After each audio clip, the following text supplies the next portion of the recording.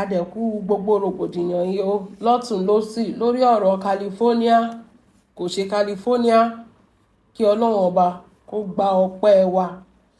Níbi tí a ti ń sọ̀rọ̀ California ní Stray Bullet tún ti lọ bọ́ mọ̀mọ́ ọlọ́run ṣe rí aṣẹ́wó plugs bandit ni bẹ́ẹ̀ ni aṣẹ́wó plugs bandit ni ẹ gbàgbé níbi tá a ti ń sọ̀rọ̀ California àti ìyanjú kan Stray Bullet tún lọ ń ba mọ̀mọ́ wàhálà wà lórí social media yìí Stray Bullet tún lọ ń ṣe kí ni ó lọ ń ba mọ̀mọ́ wọn lókè lọ́hùn èmi ò tiẹ̀ mọ̀ pé mọ̀mọ́ wọn sì ń ṣe ṣòwò ni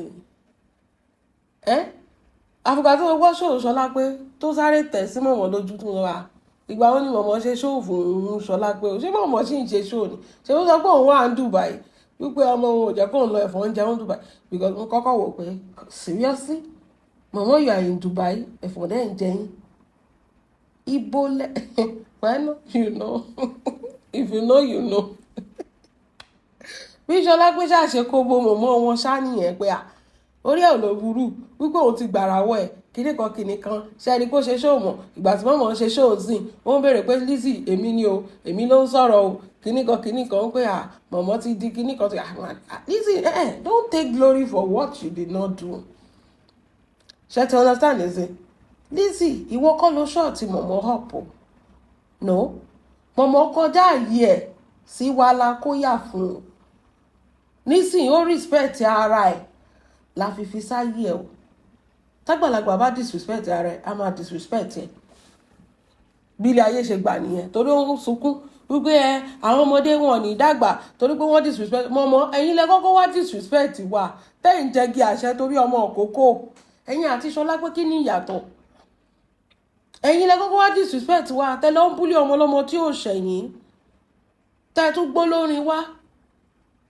God so good àṣẹ ẹ̀ máa fọwọ́ ara yín ṣe ra yín náà tójú yín wá bó káàkiri from platform ojú yín bó lórí Facebook ojú yín tún lọ bó lọ́dọ̀ ojú abẹ́ lórí TikTok ẹ wá ń jẹ̀yà kiri ni ẹ wá ṣẹ̀sì kiri Lizzy tí ò wá ṣe nǹkan kan ló fẹ́ take glory ní nǹkan tí ò ṣe wẹ́ná àti ẹ̀wà bú mọ̀mọ́ lẹ́nu akọ̀wá sọ pé àwọn ò mọ̀ pé mọ̀mọ́ sì ń ṣe ṣó either small tó yẹ pé mọ̀mọ́ ti respect ara ẹ̀ Lizzy ló kọjú sí kò fèsì àwa mọ́ a máa respect mọ̀mọ́ but tí mọ̀mọ́ bá lọ ṣe mistakenly ṣe understand ẹ̀sìn mọ̀mọ́ ní délé pé o ṣe àwọn pé jìkà yín ló yẹ ń jọ sí òbó yín gan lè yẹ ní sára around you so bó ṣe rí nìyẹn Lizzy don't take glory for what you did not do no àwa la reset brain mọ̀mọ́ screw to loose lórí mọ̀mọ́ yẹn àwa la reset ẹ jẹ́ agbọ́n nǹkan tí aṣẹ́wó bandit ti sọ aṣẹ́wó bandit mi ò ní pé ẹ̀ láṣẹ́wó plugs mọ́ because aṣẹ́wó bandit yẹn ọlọ mi mọ̀ èèyàn tó wà lọ́ndà page yẹn ó bú tàbàjẹ́ nǹkan kí nǹkan tó bá ṣe láyé yìí má lọ ṣẹ nìyẹn ó ní una dey see people wey their life don spoil before ó ní ṣe tí lẹ́yìn táyé wọ́n ti bàjẹ́ rí èmi tó sọ pé tátú ni o èmi tẹ̀rọ pé ọ̀rọ̀ àǹtí wa tó ń dànù ìròyìn tó ń fa rúkèrúdò refund no refund ló ṣe àfìgbà tí mo rí pé ó ní ewúrẹ́ bandits they are celebrating and seeing Esadoggy 7,000 veneer as achievement. ó ní mọ̀mọ́ tún lọ ṣe yín láago mélòó mọ̀mọ́ ẹ ṣe rọba báǹdì òbó yín náà wọ́n ní they are celebrating wípé mọ̀mọ́ lọ ṣe bìíní ẹ̀ mọ̀mọ́ you need nǹkan tó ti bàjẹ́ ẹ ti rún sínú ọmọ ẹ ti rún sínú wọ́n lè lọ ṣe bìíní ẹ̀ láago mélòó oríṣiríṣi ló máa ń ṣẹlẹ̀ lórí social media ẹ̀yin tó rí bí skin yín ṣe rí ni ó yẹ kán ṣí skin yín kúrò ṣé mo bó ṣe máa ń ṣí awọ chicken yẹn àbí awọ màálùú kán wá fì míì sí eyín lẹ lọ ṣe nígbà tára yín ti run jọ tán tẹ́ẹ̀ ní skin tó dáa sìgá ò jẹ́ You are having bad habits. You are saying that you are doing veneer. Mama, your skin is terrible. The way you breathe when you are doing show. You breathe like a donkey tó ṣe ẹ̀dá. Ọlọ́run bẹ́ẹ̀ ṣe máa ń breathe ni. Àwọn donkey tó ṣe ẹ̀dá tó sáré dógbò tó ń dá. Bí wọ́n ṣe máa fi ṣan breathe ni pé kí ló dé? Kí ló ṣẹlẹ̀? Èwo lógun ayé?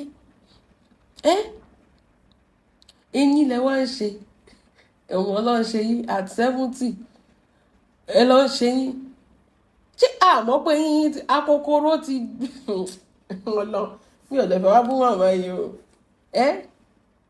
Eyín lẹ lọ ń ṣe. Àwọn bandit yín náà ìgbà táwọn yẹn náà wọ́n wá ń celebrate yín. Èmi ò kúkú mọ̀ ọ̀kan tẹ̀ ń ṣe. Nínú àtúntò tẹ́ bá ti respect ara yín tẹ̀ ta sí dọ̀ka. Àwa náà wà but tẹ́ bá disrespect ara yín. Mo mọ̀. Mi ò mọ̀ nǹkan tó lè ṣẹlẹ̀ o. So àwọn òun tí ẹ rí pé ẹ ṣe yín ṣáà tí ẹ rí ṣó yín ni táwọn tó pa máa mọ̀ pé ẹ ṣe yín. Ṣé yín góró eyín tó ti jẹrà tán láago mélòó lẹ́sẹ̀ wọ́n á ṣe yín tẹ́ wọ́n á yin kíní kan. Ṣé rí àwọn nǹkan tí ò báwo mo ṣe máa sọ náà. Ṣé mo maybe you miss it abi you misread life ni o because you know the achievements tẹ́yìn máa ń claim it's nothing. It's just a normal thing. But to you, any slight thing báyìí, ẹ máa kó síta. Ẹ máa ṣe ẹ̀yin nìkan. Ṣé ẹ mọ nǹkan táwa ń gbà gan ni? Ṣé bó yẹ kí wà sórí wà sọ́run kì í máa ṣe pé àwa náà ni. But in competition with who? Lójú ti yín báyìí. Lójú ti yín sì báyìí. Well, no. Ọmọ àjọbẹ̀rẹ̀ of course gbogbo nǹkan ló máa ń jọ mọ̀mọ́ lójú. Àtàwọn ewúrẹ́ yẹn gbogbo nǹkan ló máa ń jọ wọ́n lójú. Ó tún lè bá discount dé o. But we know how this thing dey run so ẹ fi gbogbo yẹn lẹ̀. Ẹ fi gbogbo yẹn lẹ̀. Wọ́n ní àwọn bandit ń rí as achievement pé mọ̀mọ́ lọ ṣe veneer. Just imagine. Wọ́n ní same way Lizzy be celebrating wristwatch. Very vain Aries. Vain. Ọjọ́ tí ojú abẹ́ máa strike yín. Ó ní mọ̀mọ́ àbí ṣẹ́gbọ́n ojú abẹ́ dẹ̀ ni. Ó ní ọmọ l'achievement lọ́jọ́ orí yín. Ilé ìwé wo làwọn ọmọ yín lọ? Iṣẹ́ wo náà kọ́? Ṣé kìí ṣọmọ yín náà ṣe Papa Sube ẹ̀ lọ Nigeria International olóṣó? Iṣẹ́ wo náà ń ṣe? Ibo náà ti graduate. Aṣáàrí ọmọ MHM. I love to support children. Wọ́n ṣe nails, wọ́n ṣe gbogbo ẹ̀. I wish I was there. Ọ̀dọ̀ ẹ̀ máa ti máa ṣe nails. Bẹ́ẹ̀ni, tí bá ní customer tẹ̀lé ẹ̀ máa kúrò mẹ́. I wish I was there. Because you know, it is a pride for us. Ó dẹ̀ mọ kíní yẹn ṣe gan. Bá àwọn ọmọ kàn ra tíkẹ́ẹ̀tì fún wọn. Kàn máa lọ ilé ọkọ ọlọ́kọ. Kàn máa lọ ilé opó. Kàn lọ máa dó mọ́nú ilé. Kàn máa force ara wọn kó fẹ́ wọn dandan. Kàn máa fi ṣe palliative. Ọjọ́ tí mọ̀mọ́ náà lọ sí Tanzania fún wedding Priscilla. Ó túbú kan náà dání bóyá wọ́n máa rí kíni. Ọjọ́ tó ń ṣe birthday kò rí kankan nú àwọn ọmọ ẹ̀mú dání o. Bọ̀ ìgbà tí wọ́n lọ Tanzania fún wedding oní wedding ó mú kan láàrin àwọn ọmọ ẹ̀dá ní bóyá wọ́n máa ríyàn kan run wọn. Ó yẹ kó ti yé yín. Ìyẹn náà like artist. Bóyá àwọn ọ̀rẹ́ Juma kan wọ́n máa ríyàn kan run wọn. Nǹkan tó fi ká mọ̀mọ́ lára yẹn sọ pé ó dé ó bẹ̀rẹ̀ sí drag Ìyábọ̀ kò ní drag Ìyábọ̀ ìgbà tó jẹ́ pé ó ná 10 million. Wọ́n rí result ẹ̀. Kọ́ máa pimp wọn kiri ní mọ̀mọ́. Wọ́n ní kẹ́ ẹ gbá achievement ní jáde. Ọmọ láti at your age veneer lẹ́ ń ṣe kiri. Torí kíni ṣé arúgbó ń wọ gọ́gù ẹ dàbí àwọn ẹran tó máa ń dé gò sójú wọn yẹn. Báwo lẹ ṣe fẹ́ ṣíyín sí gan sìn báyìí? It's not Don't you think before you do some things? It won't blend. The skin is horrible. Ẹ wá ṣí ẹyin sí báyìí. Ẹyin á wá funfun. Skin máa wá jóná. You don't even know what fits you. Bad habit sìgá, eruku sìgá. Tẹ́ ń fà sí lungs yín. Ó ti ẹ wo gbogbo skin yín bó ṣe rí rọ́ṣirọ́ṣi. It's not shiny. Bẹ́ẹ̀ ṣe dúdú yẹn ló yẹ kẹ́ máa dán. Dúdú máa dán ni. Mo máa respect àwọn dúdú. Because wọ́n máa shine báyìí. Ẹ̀yin nìkan ni dúdú yín tí ò wù anybody. Dúdú yín ṣì. Dúdú yín ó ṣì bàjẹ́. Èèyàn lè fi dúdú yín tọrọ. Nígbà tẹ́ dúdú bẹ́ẹ̀ yẹn. Bílé àtàn. Báwo òbó yín máa tún wá jóná ju bẹ́ẹ̀ lọ. Ṣé máa wọ́n tún jollof rice títí wọ́n máa ń jóná yìí. Bóbó mọ̀mọ́ ṣe máa rí yìí. Ẹ ṣe yín. Ẹ ṣòbò. Ẹ ṣe kínní. Rubbish of the highest order. Ìgbà tí wọ́n pé ẹ rí nǹkan tẹ́ fẹ́ fi life yín ṣe. And now when you want to celebrate achievement, those people will celebrate anything. Anything, because there's nothing working. There is nothing working. They have to celebrate. Tí mọ̀mọ́ bá yaso, wọ́n máa celebrate ẹ̀ pé àmọ̀mọ́ ṣì ń yaso at 65. Mọ̀mọ́ tó ń dẹ̀gbẹ́ tó ń dàjẹ́ pẹ̀lú ikọ́ burúkú tó ń wú yẹn, ẹ lè gbé lọ sọ́dọ̀ dókítà gidi. Kó cleanse ẹ̀. Kó wá healthy. She doesn't look healthy. Tó bá rìn báyìí, ó máa rí bí wọ́n ṣe máa rìn. She waddles when she walks. Ẹ kéyìn sí lẹ́nu. Ṣé àwọn kéyìn ọmọ ògùnfe kó kéyìn sí lẹ́nu? Just imagine. Ẹ fi artificial ẹyin sí mọ̀mọ́ lẹ́nu. Mọ̀mọ́ tó ti rún sínú. Oríṣiríṣi. Ẹ rí nǹkan fowó ṣe o. Tó bá yẹ pé mi ò fẹ́ yín nǹkan ìdọ̀kásí. Tó bá yẹ pé lápá àbẹ̀yẹn sì, àwọn ọmọ yẹn máa sọ pé owó yìí o, afẹ́ empower lágbájá o, afẹ́ empower. Wọ́n ò lè fi ṣàánú anybody o. But wọ́n lè fi kéyìn sẹ́nu. Ṣé mọ̀mọ́ ló fẹ́ ṣíyín sí tó fẹ́ wu anybody? Tó bá sọ pé òkè o, eyín kan dùn mọ̀mọ́ wọ́n lọ fix ẹ̀ o àti ẹ̀gbọ́n. Mọ̀mọ́ lọ ń ṣe bìíní ẹ̀. Ẹ wọ́n á celebrate pé mọ̀mọ́ ṣe bìíní ẹ̀. Ìgbà tó jẹ́ pé kò sí nǹkan kan tó ń work fún yín bẹ́ẹ̀. But ẹ bá rí èèyàn tó ń empower àwọn èèyàn tó ń bless life àwọn èèyàn. Ara achievement nìyẹn o. Blessing of people's life. Ẹ̀yin lẹ máa gbógun tì. Bọ̀ ẹ̀yin owó tí ẹ̀yin lẹ fi ń kó sẹ́nu. Ẹ máa wá jògùfè tó dé gọ́gù fún.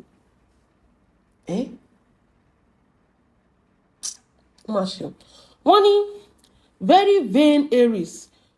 What is in veneer for a 65-year-old hag? Exactly. Àwọn kókó wà. Ó dàbí ní pé you should see mọ̀mọ́ kó máa wọ bomb shots. Ẹ máa wò pé ṣé orí mọ̀mọ́ yóò pé. It doesn't make sense. Bọ́ mọ̀mọ́ bó ṣe wà kò kì í ṣe nǹkan tó correspond pẹ̀lú ọjọ́ orí ẹ̀. Ó máa rí pé lágbájá ṣe ẹjẹ́ lọ ṣe. Kò ní fẹ́ mọ̀ bóyá ó dáa fóun, bóyá ó fit òun. Mo fẹ́ ṣe lágbájá ìṣe ẹjẹ́ lọ copy ẹ̀. Our life is based on competition. Ẹ gbàgbé. It's based on competition. Eléyìí ṣe ẹ jẹ́ kémi náà lọ ṣe. Kò ní mọ̀ bóyá kíní máa fit mi, kíní máa look okay. For my age, ṣé kò tí ní ṣe kíní jù? But competition kọ́ lè rí o. Èèyàn tó máa kókó rán pàǹdàjọ tó máa sọ pé ṣẹ́ẹ̀rì ẹ̀wọ̀wọ́ mi tí gbogbo ẹ̀ máa dún wóró. Come on. Ẹ ti máa mọ orú èèyàn tó jẹ́ náà. Wọ́n ní what is in veneer for a 65-year-old hag when young girls are doing BBL and makeover of 20k all over the place? Ẹ̀gbọ́n náà mọ̀mọ́ ẹ jẹ́ kí mọ̀mọ́ lọ ṣe BBL o. Ṣèbí mọ̀mọ́ fẹ́ impress mi. Bóyá mọ̀mọ́ máa gba abẹ lọ torí atókù má kú ní mọ̀mọ́. Ẹ lọ gbé ìdí sídìí mọ̀mọ́ torí mọ̀mọ́ will see somebody else. Mọ̀mọ́ náà lọ dúró sórí table a máa ṣe dì àbí kó lọ ṣe IVF torí pé she saw people doing it. Kéèyàn ní low self-esteem. At what age? at what age oppression ni o kì í ṣe pé ṣé I understand me say kán lè rí ayé ti bàjẹ́ pẹ̀lú kán ṣáà lè rí pé mi náà ṣe kán ṣáà lè rí pé mo lówó lọ́wọ́ that is what she's doing àdẹ̀rán yẹ kò sẹ́nìbọ̀dì tó rán wọ́n ní àwọn young girls ń ṣe BBL ọlọ́pàá mo ní eléyìí tí màmá gan ṣe san díẹ̀díẹ̀ ni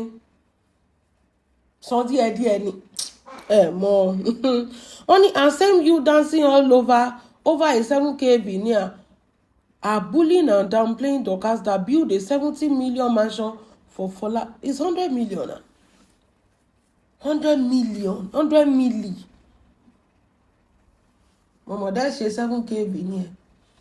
Inú yín dẹ̀ ń dùn. Ó ní mò ń sọ fún yín pé Dorcas máa ṣe kí ni? Ó máa ṣàánú. Nínú ọdún yìí, máa dúró owó tó ti dà lẹ́ fáwọn èèyàn. Before June. Láti fi ṣe empowerment. Wọ́n tó ń pè l'achievement ni. Tí mọ̀mọ́ bá kú báyìí orúkọ ẹ̀ máa parẹ́. Veneer kan máa parẹ́. Veneer ló kọ́kọ́ máa jẹrà kí mọ̀mọ́ tó jẹ. Rubbish, arrant nonsense. Kíyàn fi ọjọ́ ogbó ẹ̀. Ṣọ̀bọ̀ tó bá tẹ̀ ti ṣe mistake látàárọ̀ ayé ẹ̀. Tó bá tún dàgbà tó ti ń ṣe understand it. Wàá fi ọjọ́ ogbó ẹ̀ wàá fi máa ṣe nǹkan tó mọ́pọlọ wá táwọn èèyàn máa sọ pé ẹ wá Adébímpé ń sìn. Mi ò láìka Adébímpé o. Bọ̀ ẹ wo nǹkan tó fẹ́ fi ọjọ́ alẹ́ ẹ̀ ṣe. Ẹ wo mọ̀mọ́ náà ń kéyín sẹ́nu. Eyín ewúrẹ́ gan ló yẹ kán yọ kán máa fi tò sí ẹnu mọ̀mọ́ torí mọ̀mọ́ gan ti jẹ ẹran initially. Eyín àwọn ẹran yẹn ó máa fìtì mọ̀mọ́ burúkú òun ló yẹ kán tò sẹ́nu mọ̀mọ́. Ẹ wo Adébímpé the same age range ni wọ́n ẹ wo mọ̀mọ́ ẹ wo ọba ńlá wà ní China ó ń rajà wọlé ó ń ṣe gbogbo ẹ̀ Adébímpé lọ jẹ́ olórí mọ̀mọ́ náà ń kéyín sẹ́nu at 65. Ẹ wo àwọn àgbàlagbà tẹ́ ẹ mọ̀. Ẹ wo àwọn àgbàlagbà tẹ́ ẹ mọ̀.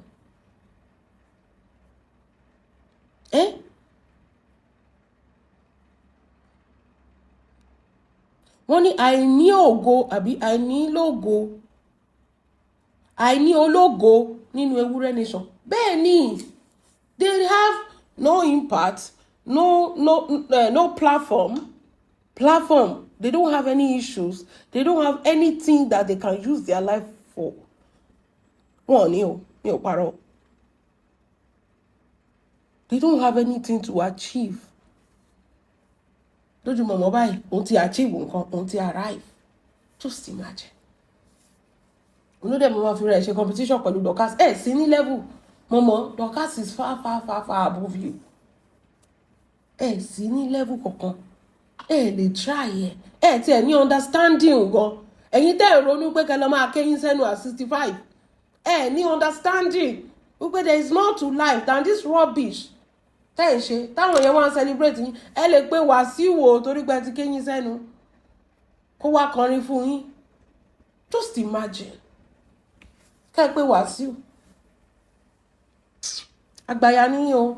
Ẹ̀rín yóò wá yín sọ̀rọ̀. Èmi ò tiẹ̀ mọ̀ pé ṣì wà ńbẹ̀. Èmi ò mọ̀ pé ṣì wà ńbẹ̀. What a shame. A máa sọ tiwa àbí?